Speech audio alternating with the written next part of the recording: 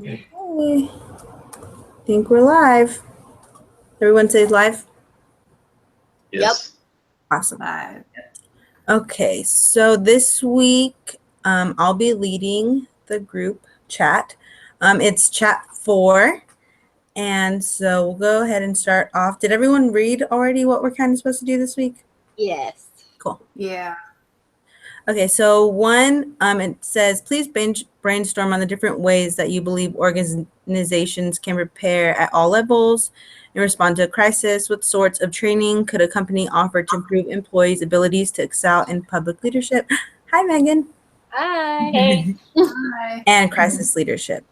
So do you guys want to go question by question, or do you want to just go all answers at once, or? Question by question works for me. Okay. Yeah. So does anyone have any thoughts on the training a company should give an employee? The first thing that came to mind to me was, it's not really training, but I don't know if you guys heard of Toastmasters. Oh yeah, my company. It's kind of like, yeah, if you just send your employees there, it's sort of like having a speech class. It just helps you hone your public speaking skills. Nice. So that's, one that I was thinking of. That's cool. I thought it might, for people, leaders of all levels, it might be good to do, and it might be feasible to do online training that's required. Like you email all employees and you're like, you need to get this crisis communication course done by this date. I just can see the company I work for doing that, just so all employees can get crisis communication skills. Yep, that's good. Yeah, for mine, go ahead. Oh, no, it's okay. Go ahead. Just kind of creating like a fake crisis and having all the employees deal with it through experience of how to, each person, what they should do. That's a good one. Yeah. And kind of like touching on what the book talked about too, having the crisis management plan and the crisis management team, like that goes a long way. I think at my company specifically, because we're in construction, everything's all about zero harm and safety and everything. So we actually have a crisis management plan that we go through at least twice a year. And we have a team of individuals that people can go to for crises. Mostly it's like natural disasters and unavoidable type things, but every month the teams meet together and they like talk about everything and kind of catch up, and then they implement drills twice a year. So it's really proactive, and I think that's helpful for the team because no one is unaware of what they should do in an event of a crisis. That is good. Yeah. I think it's important too to like what you were saying, Megan and Daniel, like it's important to actually act it out and go through what the crisis actually is. When I think the next question was, what are some successful examples of crisis? When I think of successful, I think of, have you guys ever had like the earthquake drills at school? Yeah. Do that? Yeah. That's what I think of. Like we all had to walk outside and stand in the field for like 30 minutes. Yeah. But that's what I think of, like when I think actually having a plan and actually taking leadership. It's good for all. Like I think it was you, Tyler, saying that, or I don't know, someone said that about the email going out to every employee that you have to do that before. I think that's really, really, really good idea. Mm-hmm. Yeah. So then everybody has the opportunity to get that education, and that could be for a small company or a big one. So it's pretty feasible, I think. Yeah. You got to get the practice just in case. Yeah. Does anyone else have any successful examples of crisis leadership?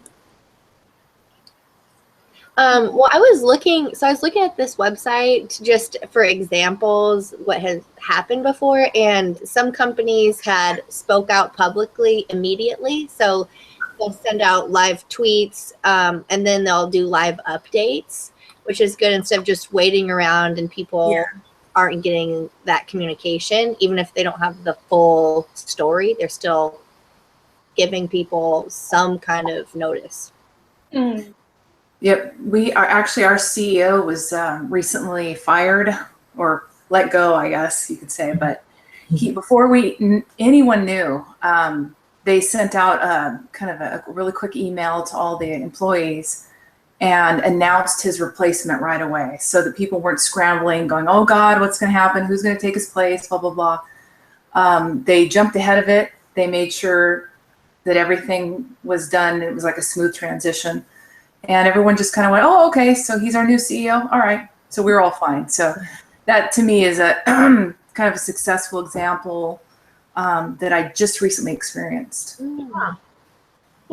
One that I can think of, I don't remember which airport it was, but there was some type of crisis at the airport and they shut it down, and they were actually able to use the iPhone alerts to alert people of like what was happening and where it was happening, to let people know where not to go in the airport. I can't remember which one that was, but I thought it was really neat that even in such a large public space, they had a plan implemented and like ready to go in case something did happen. Yeah, that's really, I've never even heard of that. That's pretty cool. Yeah. Yeah, I really wish I could remember which one it was. And it was pretty recently, I think. Yeah, that's really, really cool.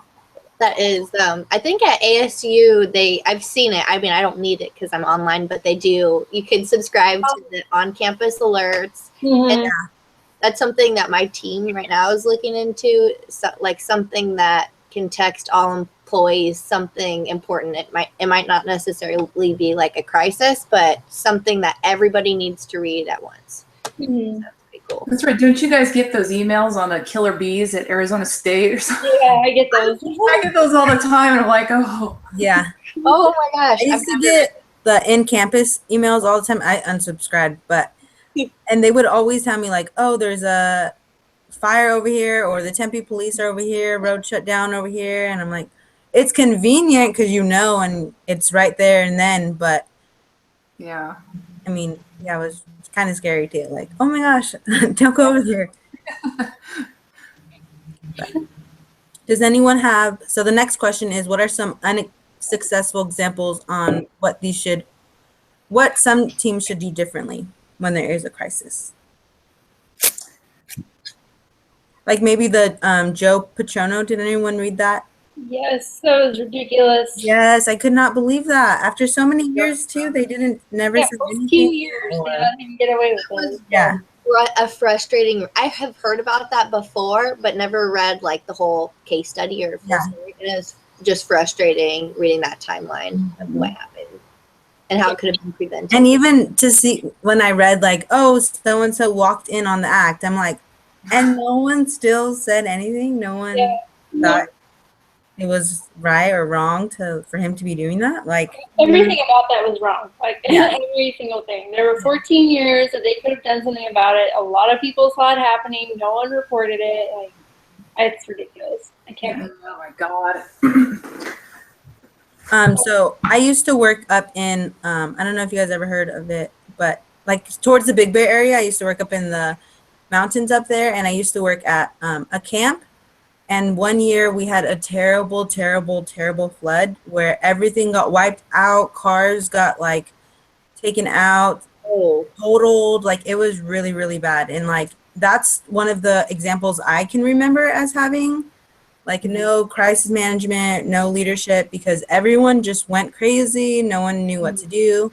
And it was like ironic for me because I'm like, okay, we work in the mountains. Like you think we would have some kind of plan in place, but yeah, there was so many different teams on the mountain that everyone was so like couldn't communicate, and it was just really bad. But now after that happened, they have like stuff in place, but yeah, that's my unsuccessful example. Yeah, I think some other ones too are just like some of the universities that have had shootings and stuff.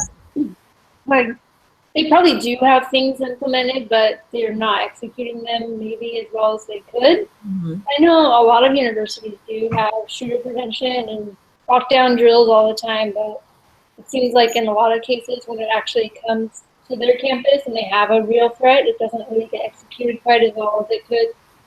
Yeah. Yeah, Plus, I'm sorry. People will panic too. I know me. I can completely know what I'm about to do, and then something catches me by surprise, and all of a sudden I'm like, I just see blank. Yeah. So a lot of people are like that. Yeah, and everybody has different reactions to like, and sometimes you think, like you said, you may act a certain way Mhm. just thinking about it, but when it actually happens, you may react differently. So then that's what a lot of people do. Yeah. When I was reading online, something I saw that was a bad example was it was pretty intense. So in 2011, Sony had this breach, like PlayStation Network breach, and 77 million people's like credit card information may have been compromised. Oh, yeah. Yeah, Like Target. yeah, and they waited 1 week to go public. They didn't do it right away. So I thought that was really bad execution, and I mean, the people's credit card numbers and all that stuff. So Did you guys, there's a new scam. I don't know if you heard about it, but it's people who will call your phone and ask you like, can you hear me? Or is this the right person? And all you have to do is respond with yes. And they'll like take that recording, that one section of the yes part, and take it and use it as if you were making a payment on something. So they'll, Oh my God, really? so I just heard it on the news today and I'm like, oh my Great. gosh, this is getting, it's really crazy, but yeah. I saw that on circulating on Facebook, and Oh, people, yeah. those phone calls have gotten so, like, I got a phone call today and they pretended like their headset was broken. It sounded like a real person, and she's like, oh, can you hear me now? My headset was broken, and I'm wondering if that was the same. Yeah, you scam. should. I would keep tabs on your stuff because that's what they were saying. They're asking for people to respond with yes. That way they can get you. Careful, careful, Tyler. I Yeah. know. I'm like, now. Yeah. What if we say the F word? Right? Yeah. Yeah, you probably Can they can't. still record that? Okay. So does anyone have any more examples, or should we move on? I can't think of anything else. Going back to your PlayStation one, though, my father-in-law is actually the software engineer for PlayStation, so he was like totally involved in all that.